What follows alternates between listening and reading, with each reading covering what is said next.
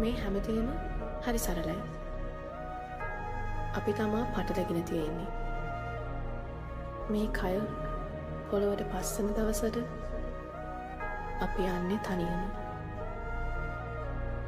අපි ආදරය කරන හැමෝම දාලා තනියම.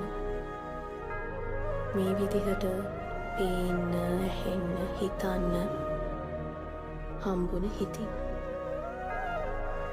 මැරෙන්න කලින් අපි ඉපදෙන්නේ ඇයි කියලා හිතලා බලන්න. නොදැන මේකෙන් කලියෙන්ම යන්න බලන්නේ නැතුව.